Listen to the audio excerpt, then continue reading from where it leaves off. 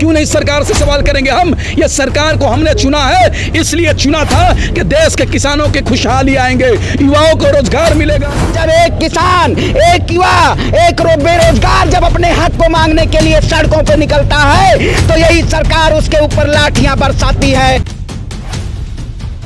कि देश में कोरोना महामारी चल रहा है, किसान बॉर्डर पे बैठा हुआ है, लेकिन फिर भी सरकार को थोड़ा सा भी किसानों से प्रेम नहीं है, दया नहीं है। अगर थोड़ा सा प्रेम रहता तो किसानों की मांग पूरी कर दिए रहते, किसान अपने घर जाने को तैयार हो जाता है। तो मोदी जी, वो दिन दूर नहीं है जब 26 जनवरी को यही बॉर्डर से 25 लाख लोग और 4 लाख ट्रैक्टर आया था। अगर हमारी मांग पूरी नहीं करते हैं तो फिर 25 लाख लोग और 4 लाख ट्रैक्टर आएगा और ये लोकसभा, इनका राष्ट्रपति भवन और प्रधानमंत्री आवास को घूसने का काम करेगा।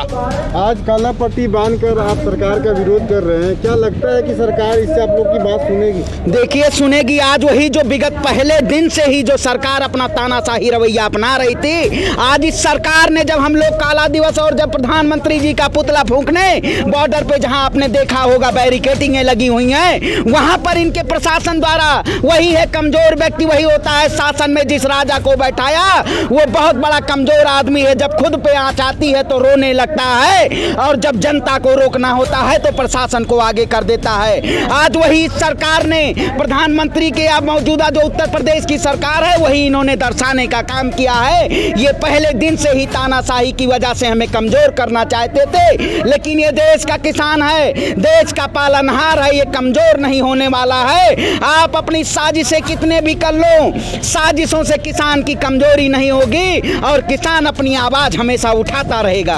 आज ऐसे भी देखने को मिला है कि आप लोग पुतला दहन जब कर रहे थे तो सरकार आपको, पुलिस रोक रही थी आप लोग को? देखिए, ये पुलिस नहीं रोक रही थी, ये सरकार रोक रही थी। क्योंकि जरे कहावत है, पुलिस सरकार जब हमसे डरती है पुलिस को आगे करती है। वही हाल है, ये सरकार किसानों से डर रही है और किसान पुलिस को और देश के जवान को और देश को, किसान को लड़ाना चाहती है। क्योंकि देश का किसान का एक बेटा खेत में काम करता है तो दूसरा बेटा देश की रक्षा करने के लिए बॉर्डर पे जाता है। ये सरकार चाह रही है किसान के दोनों बेटे, कि जवान और किसान दोनों लड़े और सरकार सत्ता में बैठकर मजा देखे। लेकिन एक बात सुन ले, पुलिस हमको नहीं रोक सकती है, ये सरकार हमको नहीं दबा सकती है। क्योंकि तुम जितना दबाओगे हम उतना ऊपर उठेंगे। जब आंदोलन भी शुरुआत हुआ था तो उस समय उत्तर प्रदेश और हरियाणा के लोग जब दिल्ली आ रहे थे तो उन पर आंसू के गैस के गोले चले, वाटर कैनन चले, लाठियां चली, गोली चली, फिर भी किसान बॉर्डर पे पहुंचने का काम कर दिया। उसी तरीके से तुम हमको पुतला दहन करने से रोकोगे, उससे भी बड़ा पुतला बनाकर जलाएंगे और दुनिया को बताएंगे कि ये सरकार कितना अहंकारी है, कितना निरंकुश है, कितना घमंडी है। ये देश के आम नागरिकों के बारे में नहीं सोच रही है, बल्कि उसके बारे में सोच रही है जो आदमी देश के डॉक्टरों को गाली देता है, रामदेव बाबा के बारे में सोचती है, वैसे आदमी के बारे में सोचती है ये सरकार। जब हमारा देश में महामारी आता है तो वह आदमी देश छोड़कर भाग जाता है। अडानी और अंबानी के बारे में सोच रही है, उन देशद्रोहियों के बारे में सोच रही है सरकार। लेकिन हम जैसे देशभक्त जो देश को अनाज उगाकर देश के आम नागरिकों को खिलाते हैं, सरकार इनके बारे में नहीं सोच रही है। लेकिन सरकार से अभी भी कहना चाहता हूं कि मोदी जी, हमारी मांग पूरी कीजिए, नहीं तो आपको वो दिन दूर नहीं जब आपको लोग चप्पल जूता का माला पहनाना शुरू करेंगे और काला झंडा दिखाना शुरू करेंगे। आप लोग जिस सोशल मीडिया से आवाज़ उठाते हैं, सरकार तक पहुंचाने की कोशिश करते हैं, अब सवाल ये भी उठ रहा है कि सोशल मीडिया को भी सरकार बैन करने की शायद इस तरह की खबरें भी आ रही है। देखिए, जैसे इस सरकार ने पहले दिन से सुप्रीम कोर्ट, सीबीआई, एनआईए या सोशल मीडिया, आप जैसे रखेल मीडिया की एक बात करते हैं, पत्रकार महोदय, आप लोग रखेल मीडिया तो है नहीं, तभी आज किसानों का समर्थन कर रहे हैं। आप शायद किसान के अनाजों को खा रहे हैं, किसान के किसी बेटे होंगे तभी आप समर्थन कर रहे हैं। लेकिन ये जो मौजूदा स्थिति है, ये फेसबुक को भी बंद करके अपने हाथ में ये कंट्रोल करना चाहती है कि हम इन सारे किसानों की या युवाओं की आवाज को हम दबा सकें। लेकिन ये दबने वाली नहीं है। कुछ अंधभक्तों की वजह से जो ट्रेंडिंग चला रहे हैं, ban Twitter, ban Facebook ban, Instagram. अरे मैं कहता हूँ ये जो 66 मिलियन लेके हमारे प्रधानमंत्री बैठे हैं, इनको सबसे पहले ट्विटर को बैन कर देना चाहिए, क्योंकि इन सब जैसे लोग, ये राजनेता लोग, ये सिर्फ और सिर्फ जनता को गुमराह करने के लिए ये ट्रेंडिंग करवाते हैं और सोशल मीडिया पे लोगों के अंदर भ्रांतियां फैलाते हैं। आपने देखा होगा बाबा हरामदेव को, बाबा नहीं, आप बाबा को हराम क्यों बोल रहे हैं? अरे बाबा कैसा, वो चोला पहन के बाबा, रामदेव उनका नाम नहीं, हरामदेव है, हरामदेव, बाबा हरामदेव। इन्होंने जब एलोपैथिक वैक्सीन, जो स्वदेशी वैक्सीन नरेंद्र मोदी जी कहते हैं, जब से उस पे स्ट्रीम मीडिया पे बैठ के जब उस पे उंगली दिखाई जाती है, तब इनको नहीं गिरफ्तार करती है, तब इनको नहीं दिखता है भारतीय जनता पार्टी के उसको या प्रशासन को या शासन को, सरकार को नहीं दिखता है।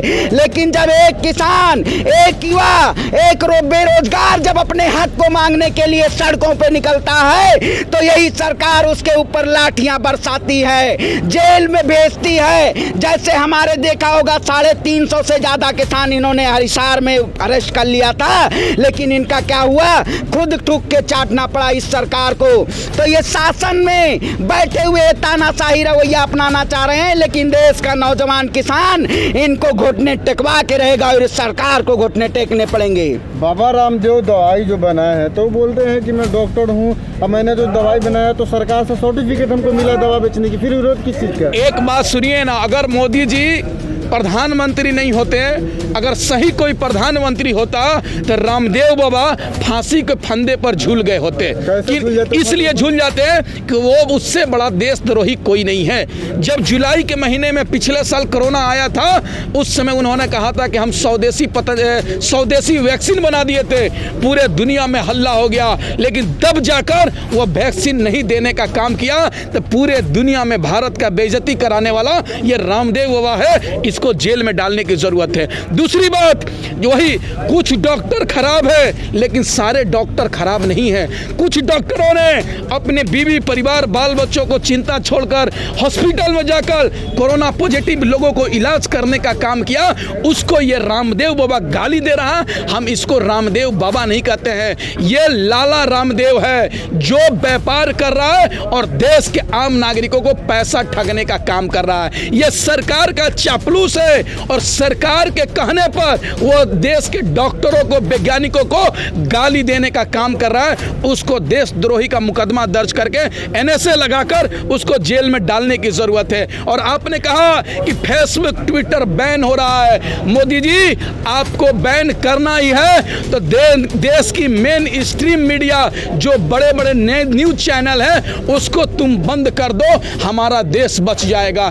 क्योंकि दिन रात टीवी स्टूडियो में बैठकर देश के आम नागरिकों के दिमाग में जहर रोपा जा रहा है, जिसके चलते ऐसी घटना हो रही है कि लोग जय श्री राम कहकर लोगों को मारने का काम कर रहे हैं। अगर तुम चाहते हो देश को बचाना, देश के आम नागरिक को बचाना, तो Modi ji main stream media को बंद कर दो, हमारा देश बच जाएगा।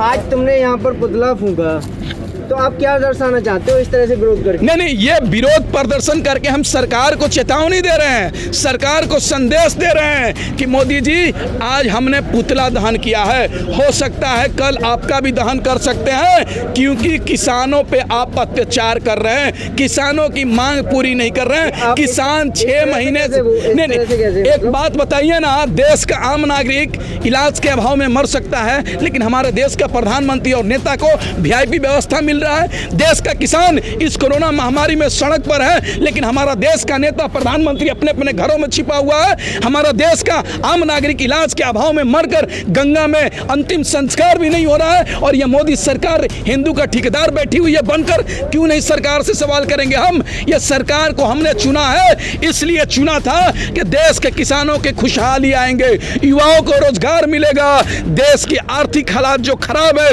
उसको ठीक किया जाएगा, महंगाई कम किया जाएगा। लेकिन ये सरकार 200 रुपये कड़वा तेल कर दी। अब हमको लग रहा है कि सब्जी तेल में नहीं, पानी में बनाना पड़ेगा।